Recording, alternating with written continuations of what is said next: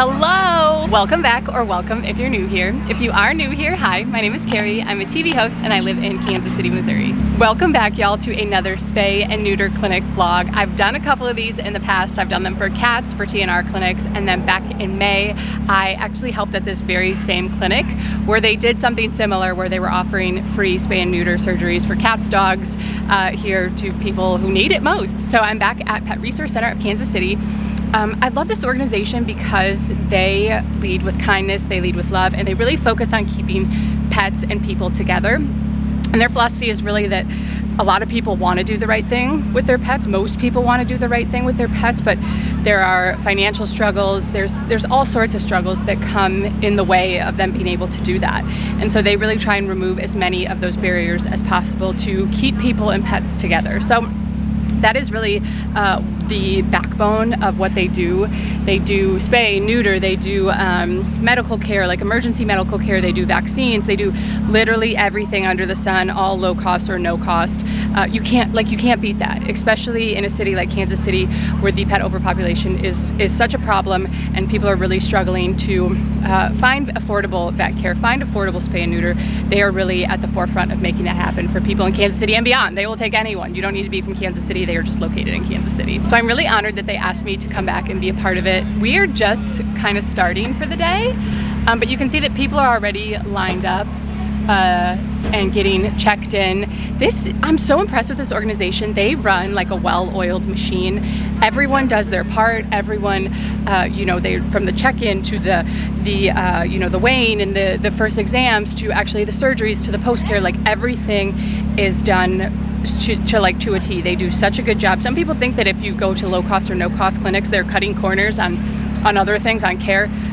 Absolutely not the case here. Absolutely not the case. They do everything so impeccably well. They love your animals like they were your own, and I'm really honored to be part of everything that they're doing. So let's talk about today. So they actually have a partnership, Spay and Neuter Coalition of Kansas City, I believe it's called, and they are able to, through this coalition, offer spay and neuter surgeries for cats, dogs, no matter the size or weight, free of charge. And they did, like I said, one of these back in May. It was so impactful, and they helped so many dogs. I had such a great time being here, being a part of it. And they actually started yesterday. They're keeping it going today. I think we have 80 on the schedule for today. So fingers crossed we get all of them here, get them all, their surgeries, get them all taken care of. But they're just doing the most, and it's gonna be a big day today. I'm excited to take you guys along for the ride and just shed a light on these types of things. Wherever you live in the country, I'm sure there's a spay and neuter, clinic of some sort, and you can volunteer. So if you're watching this and you're not from Kansas City, but you're like, this is so cool, I want to be a part of it,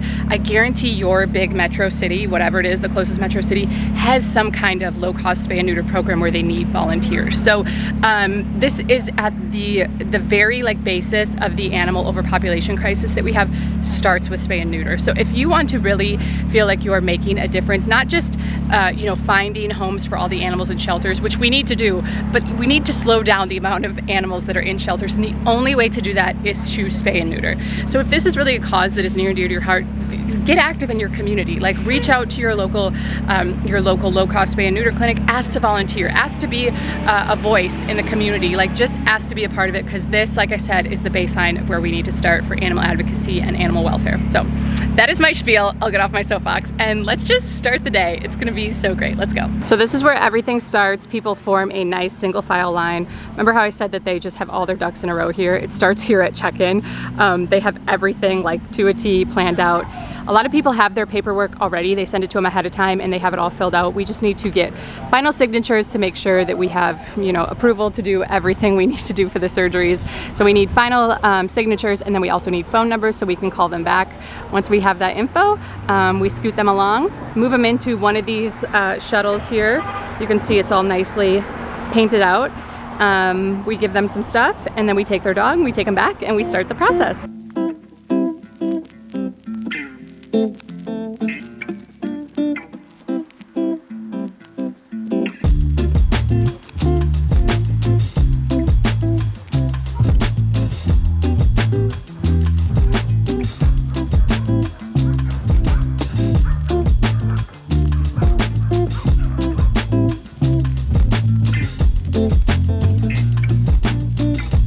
That's a happy girl.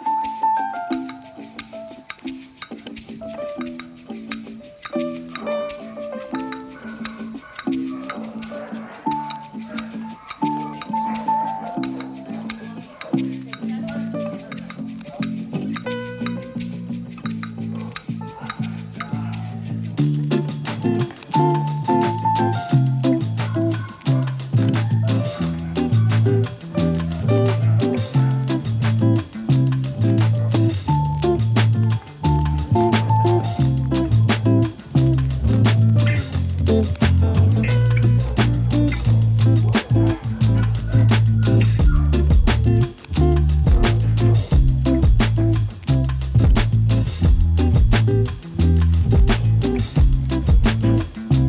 you go, buddy. Now you wait.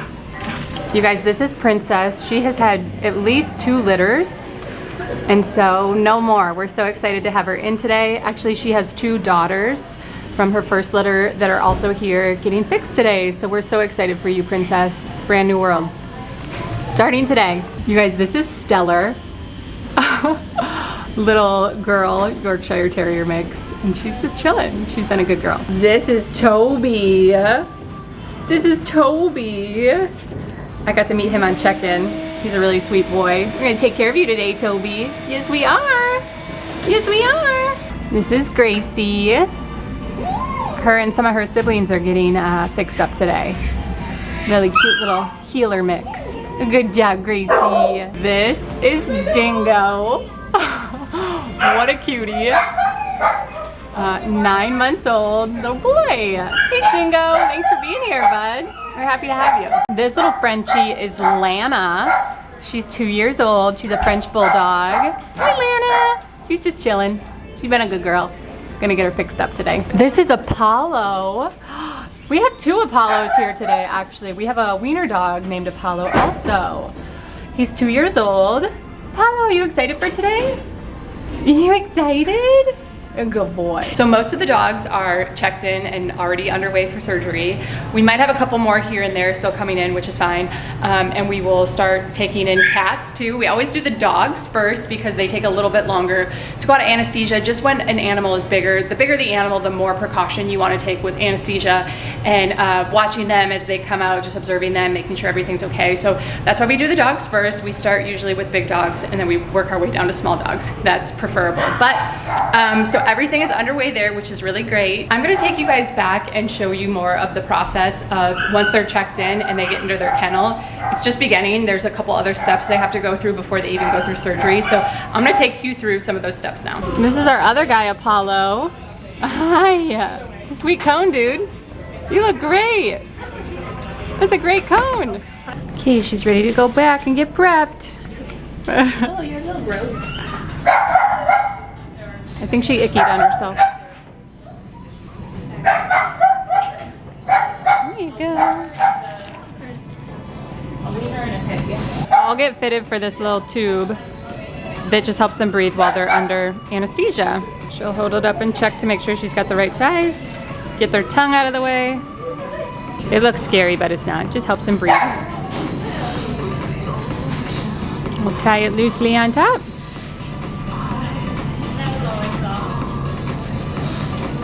You got a little bow. We're gonna scan just to make sure. We've scanned twice now, but we always wanna make sure. Microchip, very small. Make sure it registers. And they're good to go. Okay, now they're gonna flip her over onto her back. Okay. Because she's a girl, they're gonna trim her belly area. If it were a boy, they would just trim the back testicles, which we'll show you a boy in a little bit. But they're gonna trim kind of all the way up to their rib cage here. Just to make sure no hair is in the way, anything like that. They most likely won't need to, you know, make an incision that high, but you always want to just make sure everything's out of the way, keep everything as sterilized as possible. So she's got her paperwork, she's got her lidocaine. We're gonna take her like a little baby. And this is the operating room. Okay, y'all, so this is the OR. As you can see, we have 2 vets on staff today. There's 4 tables. So while they're working on surgeries, they're both working on surgeries right now, there are other 2 kind of waiting to get their final prep. They'll give them some more gas and just make sure everything is set. She's also gonna go, like with this sterile wrap, you can see she's gonna make sure everything is really clean and sterilized. We just wanna make sure everything's safe, no germs, no nothing. Gonna do that. So she's gonna do the final prep. And then literally when the vets are done, they suture them back up and literally go right to the next. Like they are on their feet doing surgeries back to back to back. They work really quickly. They're able to help a lot of animals in a short amount of time, which is incredible. And it's a skill, let me tell you. Not every vet is cut out for high volume. So these guys are really talented at what they do.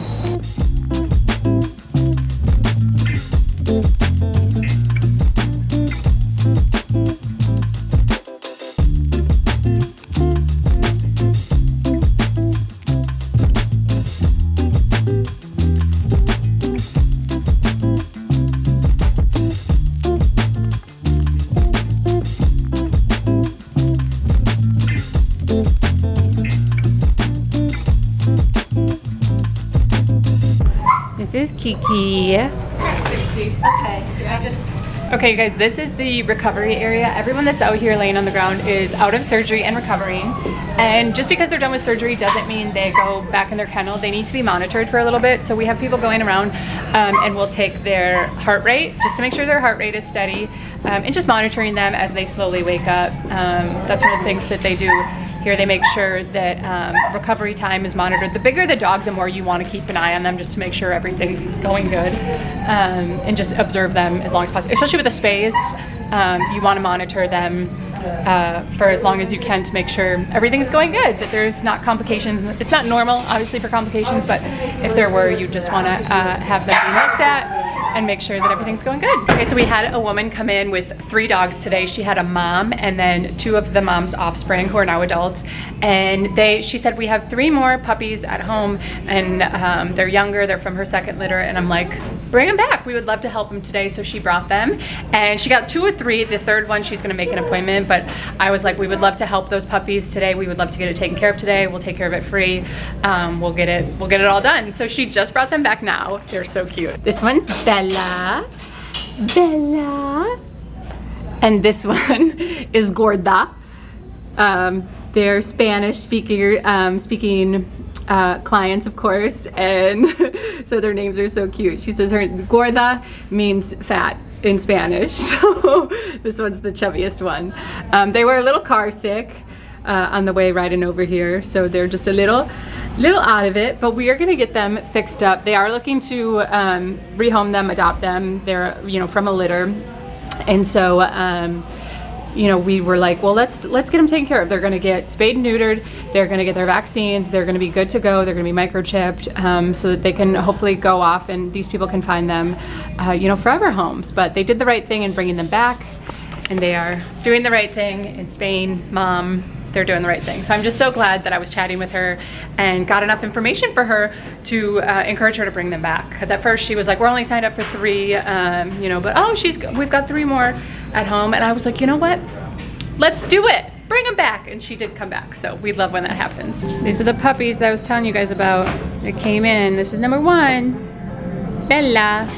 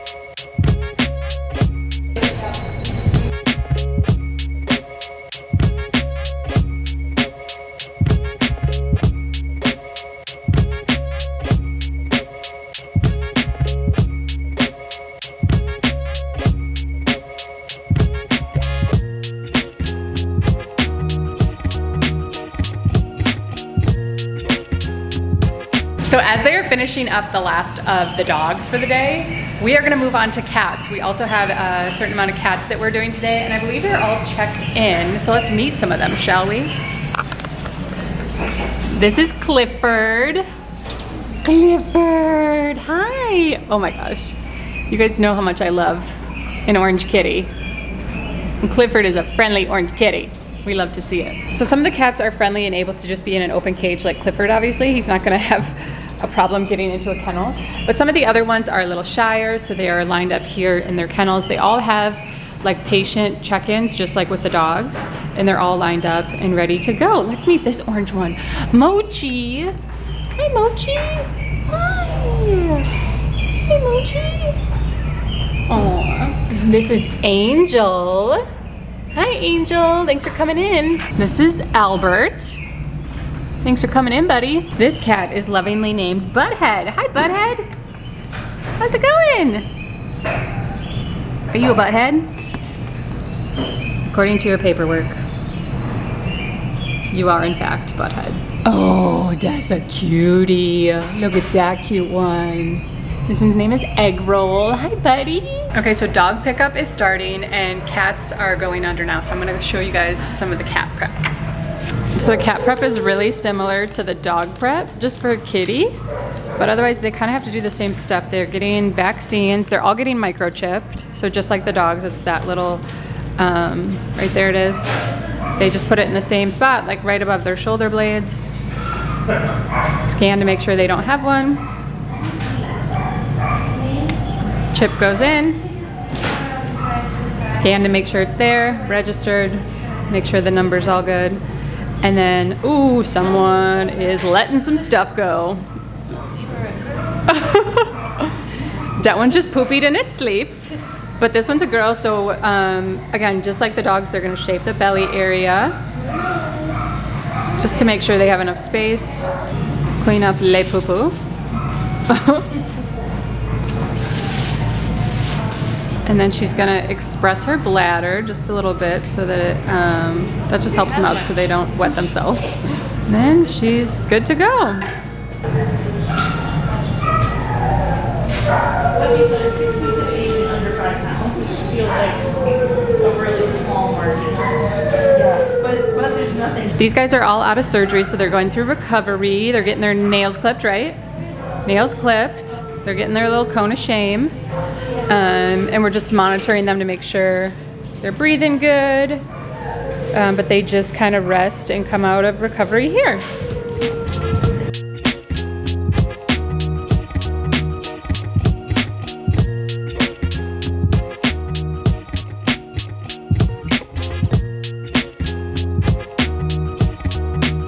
So Connor is doing pickups. These dogs are ready to go. All the dogs, of course, get their paperwork, and then they all get like pain meds, right, Connor? Yes, yep. Yeah. So most of them will get sent home with some gabapentin, trazodone, which is a sedative, and then carprofen, another pain med. So they're all set. They'll have their cones of shame, and they'll be ready to go into recovery but recover at home. So Just take you out, my friend. come here, Palo. Hi, buddy. How are you? He's like, I've been better. Yeah. Yeah, put this around your big cone there. Good boy.